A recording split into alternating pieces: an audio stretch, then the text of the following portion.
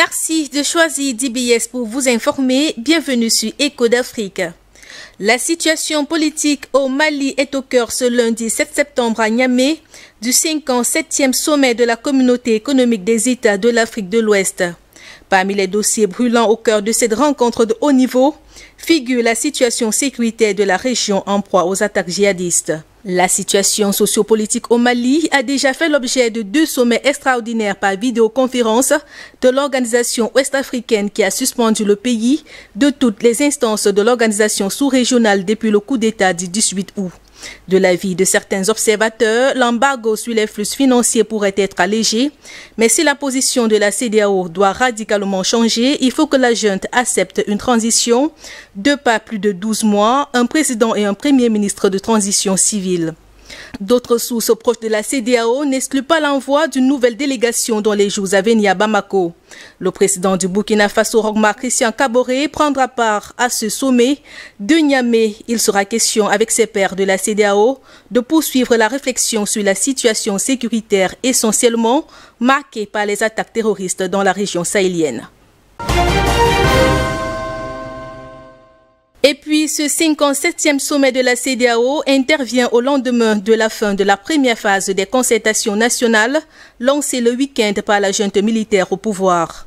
La consultation a réuni les partis politiques, les organisations de la société civile, la presse, les syndicats, les groupes armés signataires de l'accord de paix de 2015. Le groupe des ex-rebelles de la CMA n'a pas souhaité participer aux travaux qui se sont déroulés à Bamako ainsi que dans les capitales régionales du Mali sous la houlette des gouverneurs de région. À l'issue des travaux, un comité d'experts composé d'une vingtaine de personnalités, à savoir enseignants, chercheurs, responsables de la société civile ou fonctionnaires de l'administration malienne et aussi des militaires, a été constitué pour faire la synthèse des termes de référence proposés par les différents participants, lesquels serviront de base de travail pour les prochaines discussions qui se tiendront de jeudi à samedi prochain. Les débats aborderont à coup sûr les questions cruciales, notamment les organes de la transition politique à venir, sa durée ou encore la répartition des postes entre civils et militaires. En Centrafrique, les évêques ont une nouvelle fois dénoncé les violences perpétrées dans le pays par les groupes armés dans une lettre publiée dimanche alors qu'approchent les élections prévues en décembre. Les évêques ont déploré les privilèges dont jouissent ces leaders rebelles, en particulier la pleine liberté de mouvement et l'impunité malgré la poursuite discontinue des exactions sur le terrain. Ils ont critiqué également le gouvernement qui n'est plus selon eux totalement en mesure de bâtir des politiques publiques profitables à la population. À 4 mois de la présidentielle, les évêques ont toutefois évoqué des signes d'espérance à travers la reconstruction de l'armée nationale avec le soutien de l'Union européenne et de la Russie ainsi que le redéploiement de l'autorité de l'État dans plusieurs provinces du pays. Ils ont aussi lancé un appel à leurs compatriotes à adopter par leurs paroles et leurs actes un comportement patriotique, notamment par le rejet de la haine, le respect, l'unité, la dignité et le travail.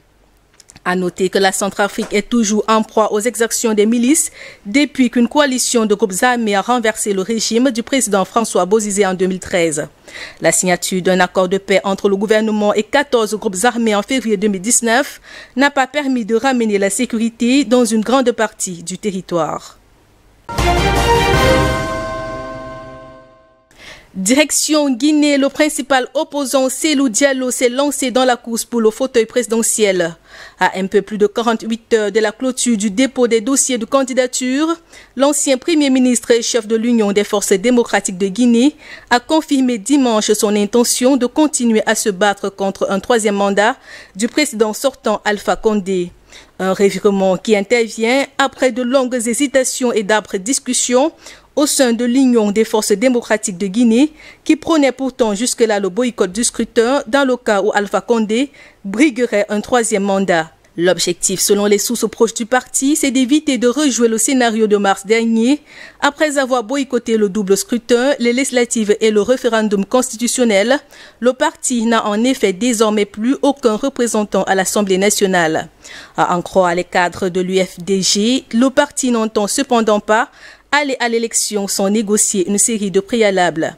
Leur candidature pourrait être retirée si le scrutin n'est pas supervisé par la communauté internationale et si le fichier électoral qui comporte plus de 2 millions d'électeurs problématiques n'est pas assaini. Il faut souligner qu'en choisissant d'aller à ce scrutin, Cellou Diallo a signé le divorce de son parti avec le Front National pour la défense de la Constitution.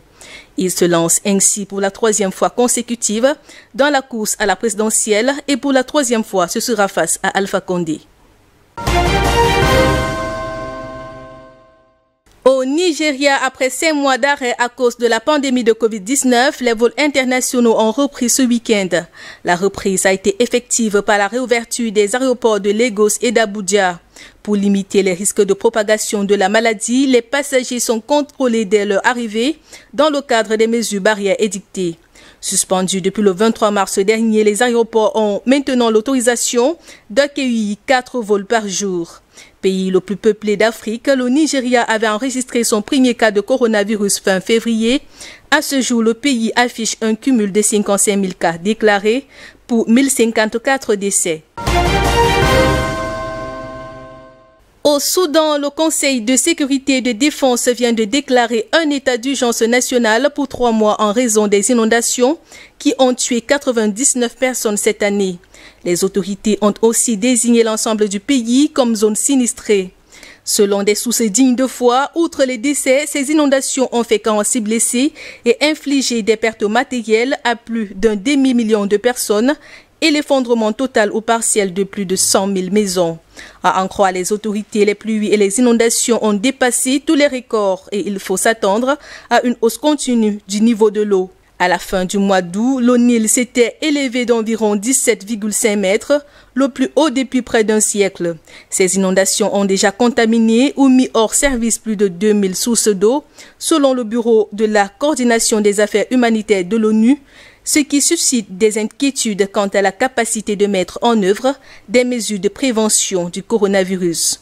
Le Soudan compte plus de 13 000 infections, dont 833 décès. C'était l'essentiel de l'actualité en Afrique. Excellent début de semaine à tous.